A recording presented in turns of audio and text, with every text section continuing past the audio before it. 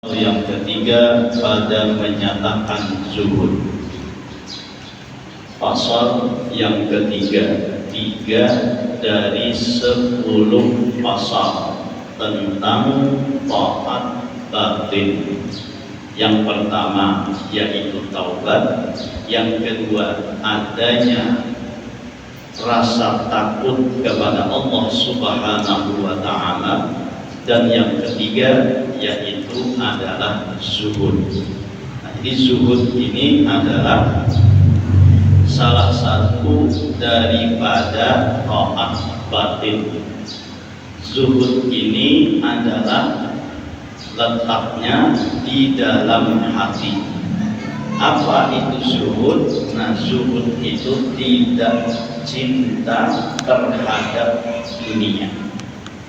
Jadi orang yang zuhud adalah orang yang tidak memasukkan dunia ke dalam hatinya, sekalipun di tangannya dia memiliki dunia. Yang tidak dibenarkan itu adalah cinta lawan dunia, bukan memilikinya. Kalau memiliki tapi tidak mencintai, nah maka itulah disebut dengan zuhud. Di zuhud ini urusan hati, baik punya dunia atau kada punya dunia, tergantung hatinya. Bila hatinya cinta lawan dunia, maka orang tersebut tidak disebut dengan zuhud. Baik inya berisi harta atau inya kada berisi harta. Di zuhud ini merupakan pekerjaan hati, yaitu ketaatan dalam batin.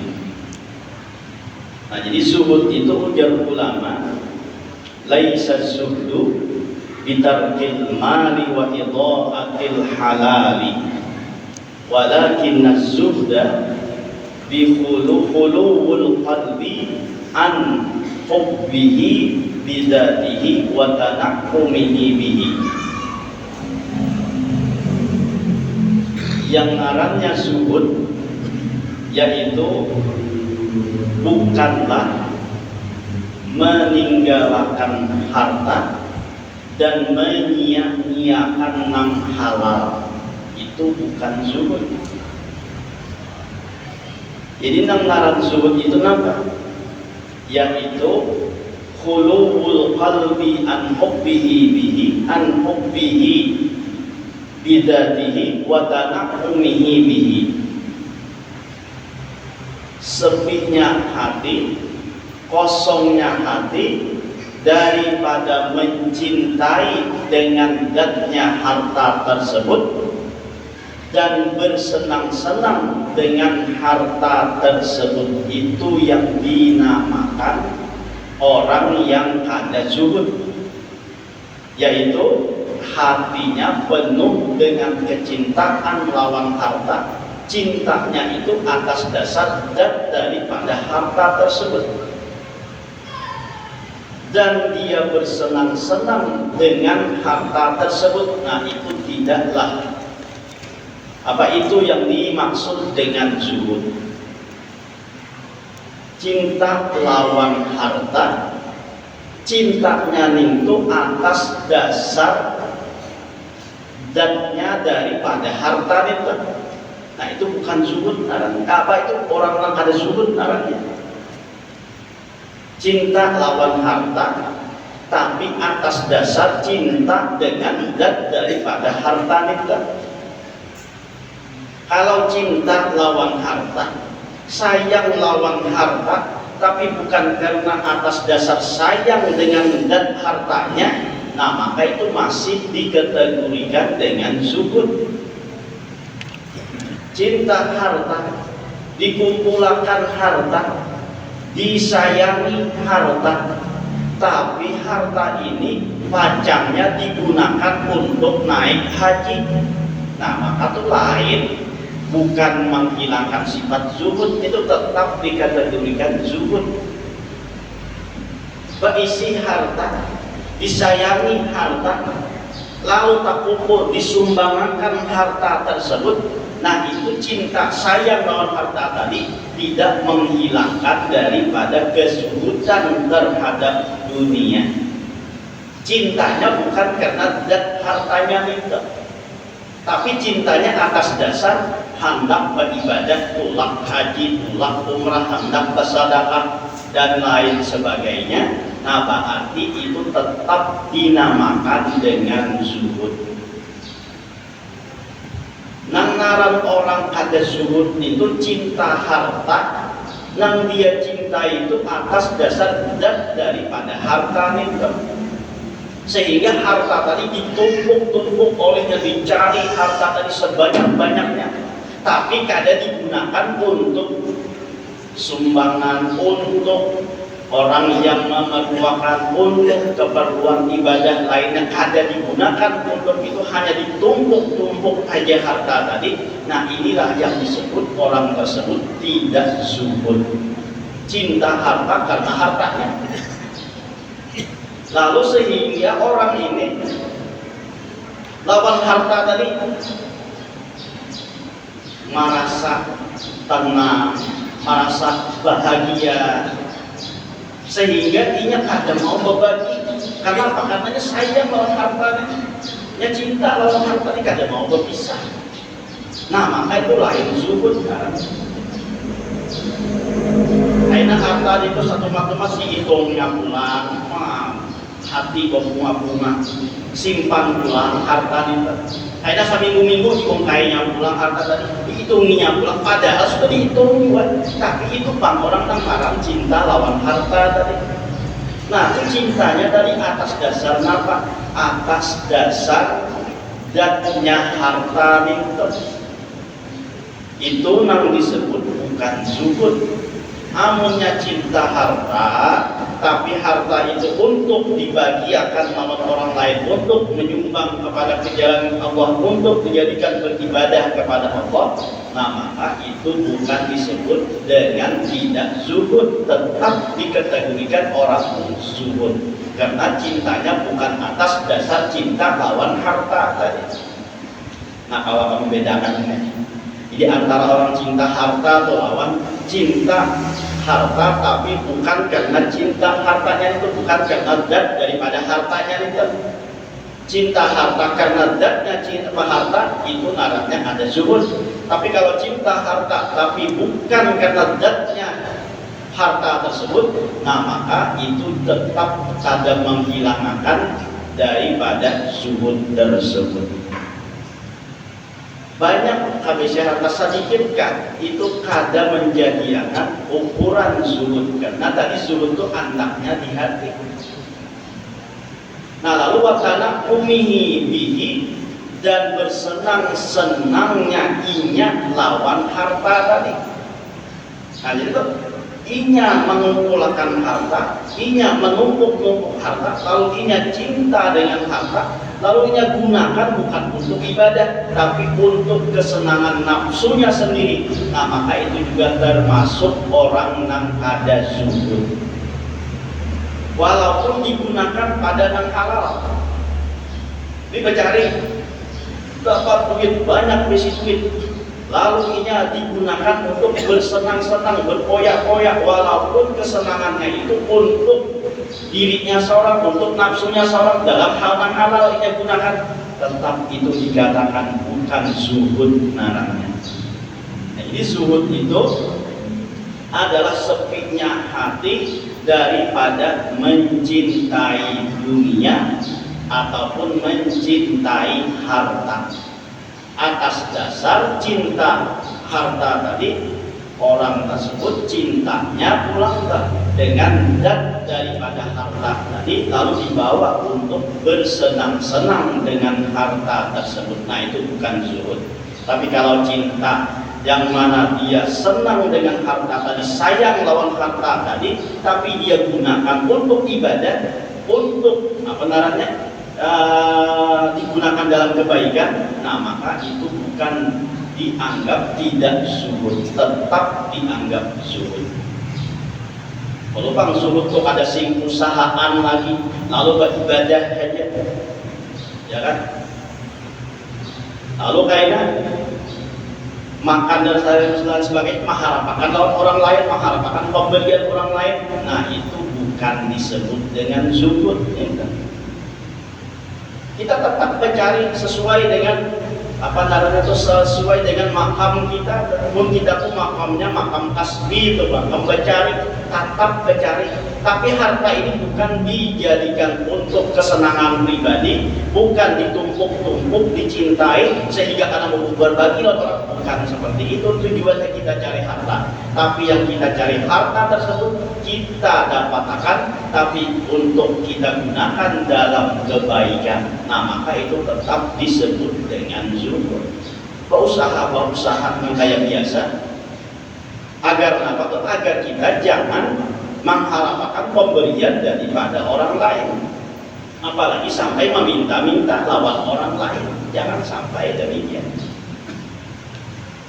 Dalam sebuah riwayat, dalam sebuah cerita antara Ibrahim bin Adham dengan Syaqiq al-Balkhi.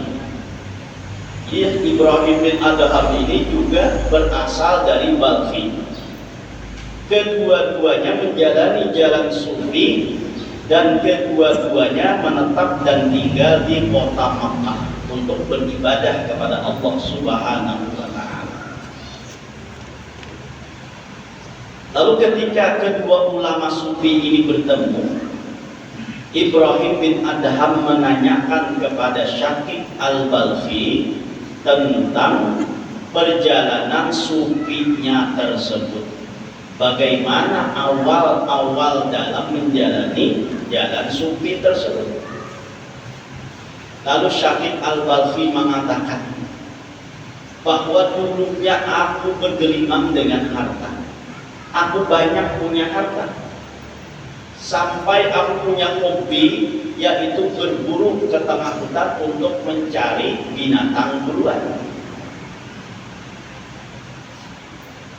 Pada suatu ketika aku berburu di tengah hutan tersebut, saat kami sedang istirahat dan makan makanan, apa yang bekal yang kami bawa, kami buka dan kami makan, tiba-tiba ada seekor burung yang datang mengambil roti yang kami makan tersebut.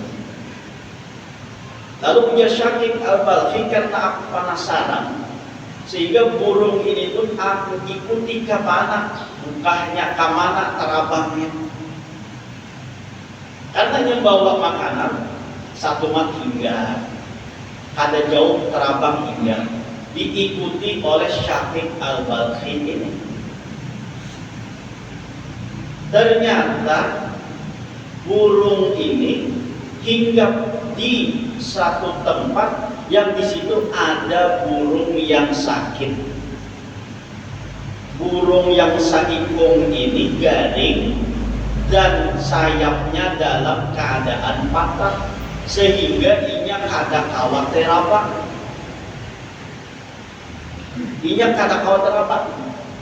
Lalu ada burung ini yang memberi makan dengan apa? Dengan roti tadi kepada burung yang sakit nang kada khawatir apa tadi. Lalu punya Syaqiq al-Balkhi, disitulah timbul kesadaranku bahwa rezeki itu sudah ditentukan oleh Allah Subhanahu wa Ta'ala, bahwa rezeki itu kada kamana, pasti akan datang. Sehingga melihat hal demikian, burung yang kada khawatir terbang patah, yang mana burung ini kada berakal ya, tapi dengan nalurinya dia memberi makan kepada burung yang sakit tadi. Kayak itu jaminan Allah terhadap rezeki. Sehingga mulai saat itu aku tinggalkan kemewahan, aku tinggalkan harta dan lain sebagainya, dan aku pun menjalani jalan sufi. Habis harta semuanya, ada lagi harta. Kenapa? Karena aku yakin bahwa rezekiku sudah ditanggung oleh Allah Subhanahu wa Ta'ala, dengan melihat ibrah kepada burung tersebut. Mendengar demikian, Ibrahim bin Adham bertanya lawan Syaqiq al-Balkhi tersebut. Ujar Ibrahim bin Adham, kenapa engkau mau menjadi burung yang sakit tersebut dan kada mau menjadi burung yang memberi makan itu? Tak tunduk Syaqiq al-Balkhi. Ujar Ibrahim bin Adham, kenapa kamu memilih jadi burung yang sakit itu? Adakah kamu memilih menjadi burung yang mencari makan, yang memberi makan lawan burung yang lain itu? Akhirnya Syaqiq al-Balkhi pun menyatakan bahwa ia mau menjadi murid daripada Ibrahim bin Adham. Nah, artinya apa? Biar kita tinggalkan harta, lalu kita mengharapkan pemberian orang aja lagi. Lebih baik untuk ibaratnya kita mencari untuk diri kita. Kalau ada kelebihannya, bisa membantu lawan orang yang membutuhkan, itu lebih baik. Karena ujar Syaqiq, ujar Ibrahim bin Adham, al-yadul ulya khairun min yadis sufla. Tangan yang di atas itu lebih baik daripada tangan yang di bawah.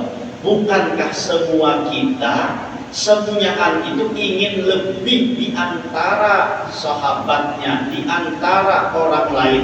Tentu kita sabarataan ini ingin lebih baik daripada orang lain.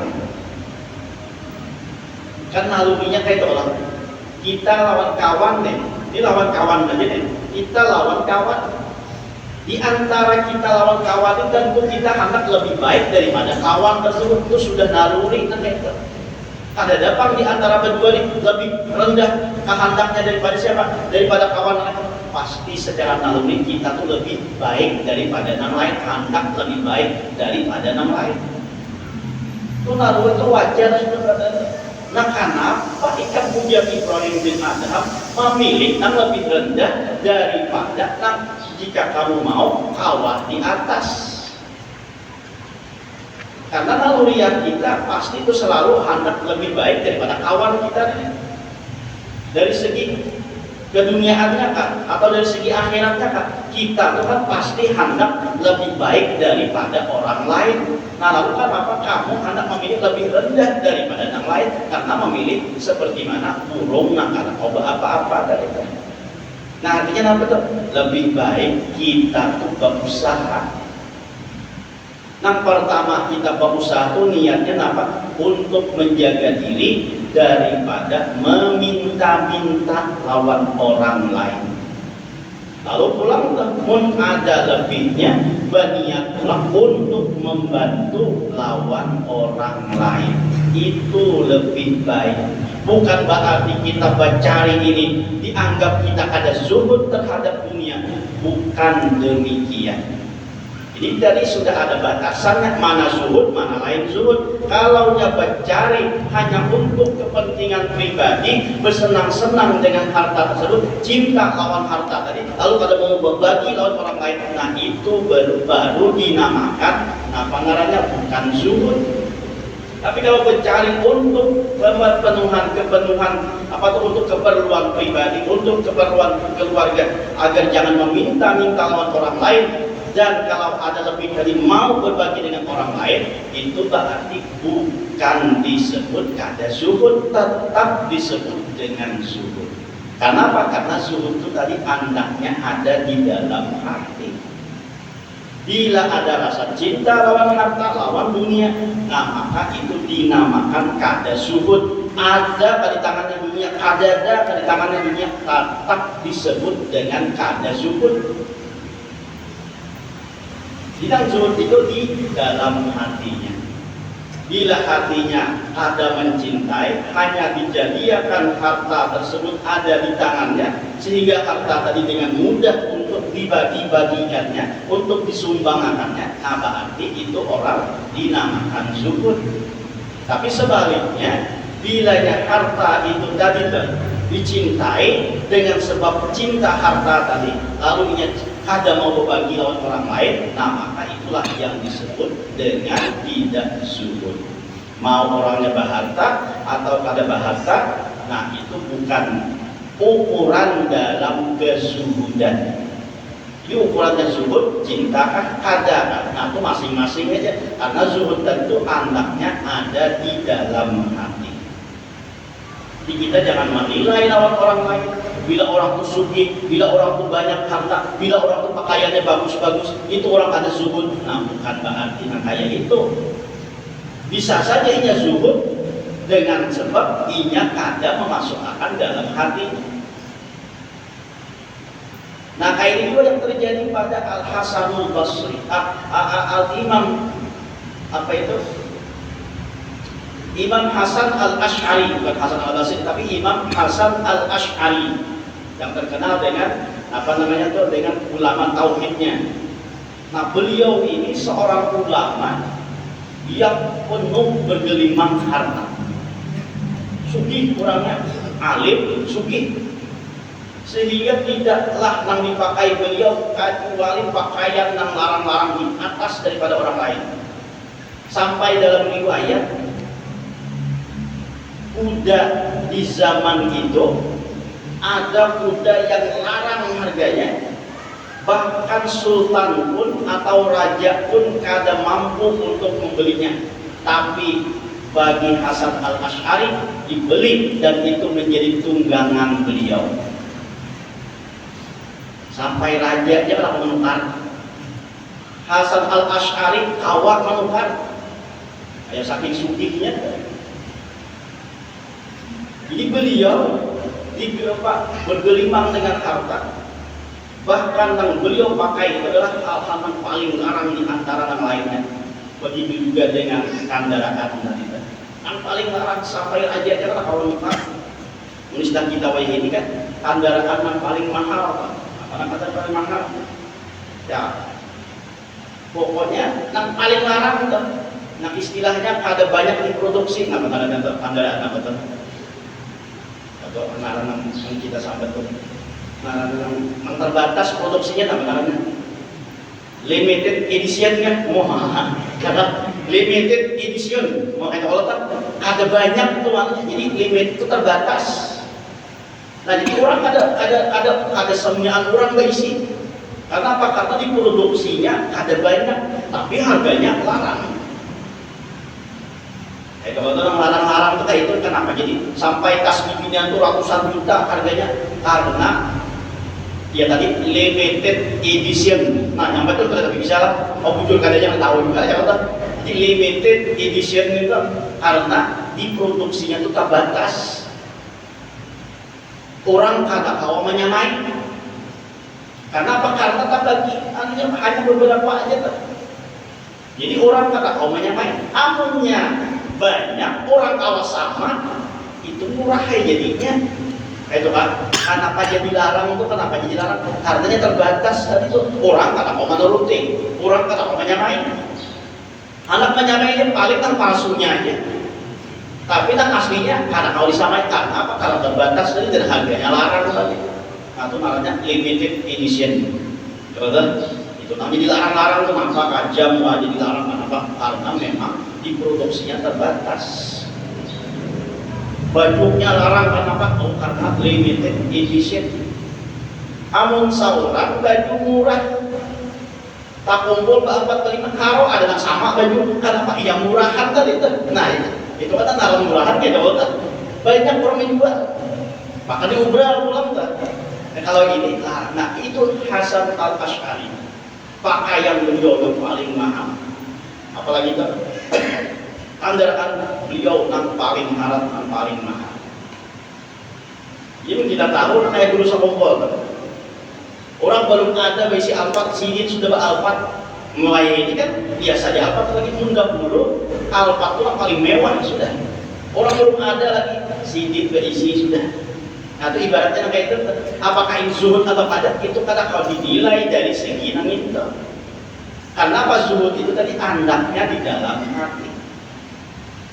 Pada suatu hari dalam pengajian Imam Hasan Al Ash'ari ini pakai selendang yang paling larang harganya. Lalu di situ ada murid dari Hasan Al Ash'ari ini waktu mengaji itu karena bungkus. Nang dia itu selendang aja, oh bagusnya sih guru nih. Harganya paling, maka tahu loh harganya nih. Wah ini paling larang nih. Bagus banget nih. Ada bungkus lagi, tahu selendang yang dilihat. Ini saya mau tinggal sana, kalau dia biar juga dah. Desakan tinggal tuh lah. Saya kira tak bawa lagi tadi, Pak Sunjuk tadi tuh tinggal sih dah. Ada jam sampai setengah meninggal Pak, dan itu ada larang, ada harganya itu murah aja kan. Yang larang itu tulaknya ke sana, yang larang itu ada. Harganya murah aja. Ada bungkus lagi sini. Ada bungkus lagi nih. Nah apa namanya murid ini? Setelah selesai pengajian, lalu di situ ada sisi pertanyaan, nah tanya jawab kajurang itu. Lalu si murid nang saikom nang ada bungkus tadi angkat tangan. Betakun melawan guru. Ujar nang murid tadi, wahai guru, biar itu melajari kami tentang zuhud. Tapi menurut pendapat guru, biar itu kan termasuk orang nang zuhud. Wah muridnya nih, ya kan? Ujar Imam Hasan Al Ash'ari, apa yang menyebabkan penilaian nikah bahwa ada zuhud tersebut? Karena pian memakai selendang yang paling larang harganya, berarti pian itu ada zuhud. Ujar Hasan Al Ash'ari, kalau menurut aku ikam yang ada zuhud. Kalau aku selendang sedikit pun aku merasa ada rasa larang, ada merasa mahal. Bahkan aku kadang memasukkannya ke dalam hatiku. Tapi ikam ada berisi selendang, malah ikam memasukkan ke dalam hati, larangnya itu, mau bagusnya itu. Udah Hasan Basri, udah Hasan Ash'ari itu. Bahkan ikam nangkana zuhud, karena ada berisi, tapi malah menganggap dalam hati. Sedangkan aku nang berisi, nang larang, ada sedikit pun aku menganggap di dalam hatiku. Biasanya itu ada nilainya bagiku dalam hati, ada masuk dalam hati kita. Nah itu yang disebut dengan zuhud tadi. Jadi biar kada berisi, tapi hati mah cintai. Nah maka tuh caranya kada zuhud, walaupun miskin orang atau kada kau nilai zuhud dulu, karena apa? Karena hatinya itu cinta ada kan. Amunnya miskin, tapi tiap hari nang dihayal sugih, dia sugih. Ya kan? Wah yang nang sugih nyaman ke sana, nyaman ke sini, nyaman ke sana. Wah kehayal kayak itu kada zuhud karena walaupun kada berisi harta, tetap kada dinamakan zuhud. Yang namakan zuhud itu adalah dimasukkan ke dalam hati yang kada. Nah maka jangan sampai kita memasukkan ke dalam hati dunia ini, jangan dimasukkan ke dalam hati. Kenapa jadi kada dimasukkan ke dalam hati? Karena dunia ini tempat pandangan apa? Karena hati kita ini tempat pandangan Allah Subhanahu wa Ta'ala. Sedangkan dunia ini adalah sesuatu yang dibenci oleh Allah. Itu yang ada bagusnya. Maka sesuatu yang dibenci ini jangan kita masukkan ke dalam tempat pandangan Allah Subhanahu wa Ta'ala. Pun kita melihat para lawan sesuatu yang kita benci, nyaman kada hati kita merasa kada nyaman loh, muar loh. Kayak itu Allah Ta'ala pun kita masukkan sesuatu yang dibenci oleh Allah Ta'ala, maka Allah pun juga akan benci kepada kita karena memasukkan kita. Karena dunia ini sesuatu yang dibenci oleh Allah. Ad-dunya mal'unatun mal'unun ma fiha illa dzikrullah wa ma walahu wa muta'alliman au muta'alliman au kama qala Rasul. Jadi dunia ini ujar Rasulullah dibenci, dilaknat oleh Allah, dan apa segala isinya pun juga dilaknat oleh Allah Subhanahu wa Ta'ala, kecuali hati orang yang ingat kepada Allah, orang yang belajar dan orang yang wajar itu keluar dari apa yang dibenci oleh Allah Subhanahu wa Ta'ala. Nah, jadi hati kita tempat pandang Allah Ta'ala, jangan sampai hati ini kita memasukkan sesuatu yang dibenci oleh Allah Subhanahu wa Ta'ala. Nah, jadi zuhud itu adalah mengosongkan hati, menjauhkan hati, dan membenci daripada dunia. Ada mencintai dunia tersebut, itu dinamakan dengan zuhud. Di zuhud tadi apa? Laisa apa tadi itu?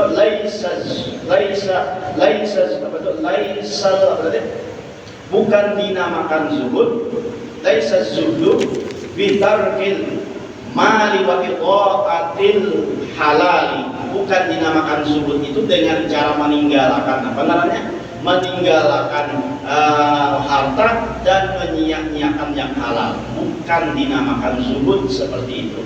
Tapi nama zuhud tadi adalah mengosongkan hati daripada mencintai harta tersebut dengan zat harta tadi, dan daripada bersenang-senang dengan harta tersebut. Itu yang dinamakan bukan zuhud. Kalau narannya zuhud, nah tadi iya apa narannya? Tetap harta ada di tangan kata Bapak, tapi kadang dimasukkan di dalam hati. Harta ini kadang menegak kita, mengdinding kita daripada akhirat. Nah, itu disebut orang yang zuhud. Di harta ini ada menyediakan kita terdinding daripada Allah, kita terdinding daripada akhirat. Itu yang disebut dengan zuhud. Walaupun harta banyak, tapi kadang menjadi terdinding kepada Allah, kadang memasukkan harta ke dalam hati. Nah, maka itulah yang sebenarnya zuhud. Di zuhud itu ada anaknya di dalam hati. Nah, ini yang dibicarakan dalam Faslul Tsalis tentang taat batin, yaitu adalah zuhud. Pasal pada menyatakan yaitu tentang zuhud. Adapun zuhud itu maka yaitu martabah yang tinggi yang menghampirkan kepada Allah Ta'ala. Nah, jadi zuhud ini, orang yang bersifat zuhud ini adalah orang yang mendapatkan martabat dan kedudukan yang menghampirkan kepada Allah Subhanahu wa Ta'ala. Kenapa? Karena tadi orangnya tadi mengosongkan hati daripada dunia, dan disitulah tempat pandangan Allah. Karena disitu tidak ada dunia, nah maka Allah pun mencintai kepada orang tersebut dan menjauhkan daripada dunia. Ya kan? Jadi adapun zuhud itu maka yaitu martabat yang tinggi yang menghampirkan kepada Allah Ta'ala dan menjauhkan daripada dunia, dan menggambarkan kepada akhirat, dan menggemarkan kepada akhirat, yaitu menyenangkan untuk akhirat dan dikasihi oleh Allah Ta'ala. Kayaknya kita sambung bahasa itu, jaga dulu karena ada saruan hari untuk Allah Sukri bin apa Hari Mahfud. Nah ya Allah, ini juga dulu kayaknya kita sambung bahasa. Mudah-mudahan dengan berkat kita berkumpul diampunkan segala dosa kita, dosa kedua orang tua kita, dosa guru-guru kita, dan dosa kaum muslimin wal muslimat. Dan panjangkan umur, disehatkan badan, dilapangkan dari segala urusan, dikabulkan dari segala hajat dan permohonan. Semoga kita dimatikan dalam keadaan iman wal Islam, masuk surga bersama Rasulullah sallallahu alaihi wasallam. Amin ya rabbal alamin. Minta halal, minta maaf, minta ridha dunia akhirat. Kami terima waktu langsung untuk pesantren Al-Mursyidul Amin yang pahalanya dihadiahkan untuk Sarijah binti Abdullah, Jumiah binti Anam, Husain binti Sarijan, Jariyah binti Ibas, Mansur bin Juhri, Saham binti Ibas. Kemudian Subli bin Ali Mahmud, Hayatiyah binti Juleha, Muhammad Hatta bin Said, Asyah binti Abdul Samad, Muhammad Heri Wardani bin Safwan, Bakri bin Abdullah, Ujjah bin Jamal, Hajjah Radiyah binti Said, Hajjah Rusna binti Ujjal,